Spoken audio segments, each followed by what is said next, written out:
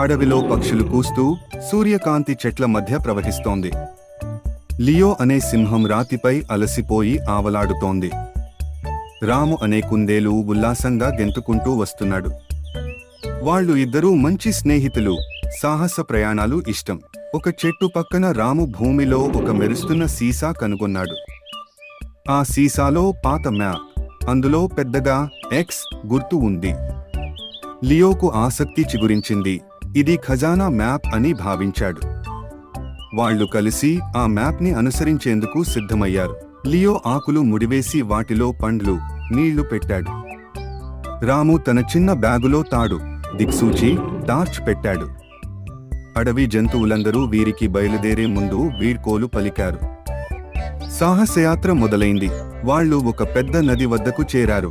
అక్కడ చిన్న కలపల వంతెన ఉంది. రాము భయపడ్డాడు, కానీ లియో ధైర్యంగా నడిచాడు. వాళ్ళు జాగ్రత్తగా వంతెన మీద నడిచి దాటారు. ఒక చేప జంప్ చేసి నీళ్లు చిమ్మింది. వాళ్ళు అడవి లోపలికి వెళ్ళగా ఒక పెద్ద చెట్టు మాట్లాడుతోంది. మీ ముందున్న మాయా మేజుకు జాగ్రత్త అని చెట్టు హెచ్చరించింది. ఒక బుద్ధిమంతమైన బుట్టిది ఇచ్చింది. ఒకే గుంపుగా ఉంటే గెలుస్తారు. వాళ్ళు ధన్యవాదాలు చెప్పి ముందుకు సాగారు. చెట్లతో ఏర్పడిన మేజు వాళ్లను గందరగోళంలోకి నెట్టింది. లియో శక్తివంతుడు, కానీ రాము తెలివిగాను మార్గాన్ని సూచించాడు. రాముడి తెలివితో వాళ్లు మేజు నుండి బయటపడ్డారు. స్నేహితుల మధ్య ఉన్న బంధమే వాళ్లను గెలిపించింది. ఒక రాతి వంతెన వద్ద ఒక పెదవి పెట్టిన ట్రోల్ కనిపించాడు. ఒక బుట్టిది చెప్పు, తప్పుకుంటారు అని అన్నాడు. రాము వెంటనే సమాధానం చెప్పాడు.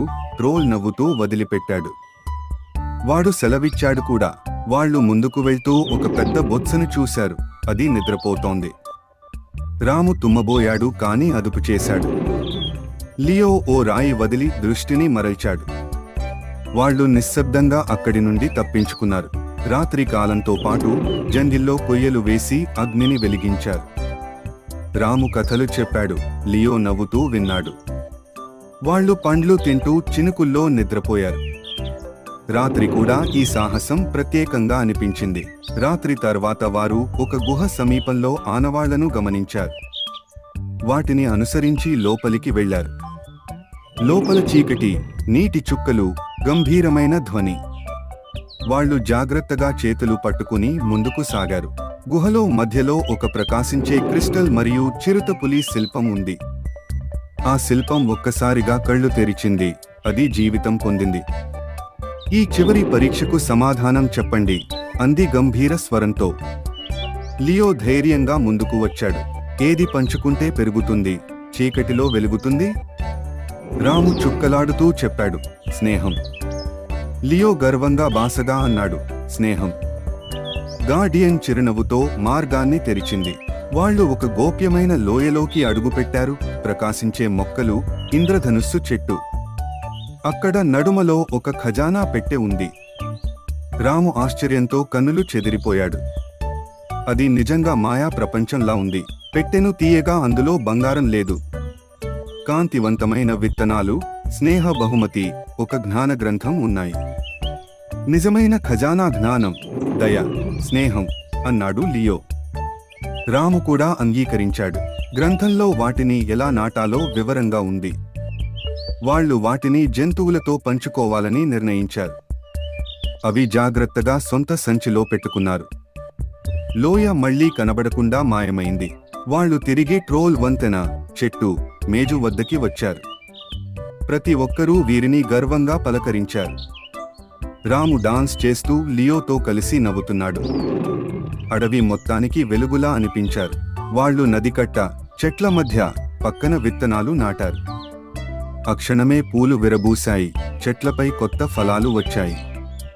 జంతువులు ఆనందంగా చప్పట్లు కొట్టాయి. అడవి పూర్తిగా మారిపోయింది. అన్ని జంతువులు ఒకటి కావడంతో సంబరాలు ప్రారంభమయ్యాయి. బొమ్మలు, డాన్సులు, పాటలు, ఉత్సవ వాతావరణం. లియో, రాము అడవి రక్షకులుగా ఘనంగా సత్కరించబడ్డారు. ఆ రాత్రి అడవి చరిత్రలో చిరస్థాయిగా నిలిచింది. రాత్రి నక్షత్రాల కింద లియో, రాము కూర్చుని మాట్లాడుకున్నారు. మరిన్ని సాహసాలు చేద్దామా? అడిగాడు రాము. తప్పకుండా, నవ్వుతూ అన్నాడు లియో. వాళ్ళ మధ్య స్నేహం మరింత బలపడింది. అడవి నిద్రపోతూ ఉంది, ప్రకాశించే విత్తనాలతో. నిజమైన ఖజానా స్నేహం, ధైర్యం మరియు సహకారం. లియో మరియు రాము చెట్టు కింద కూర్చుని నిద్రపోయారు. వాళ్ళ కలలలో కొత్త యాత్ర మొదలైంది. Please subscribe to our channel.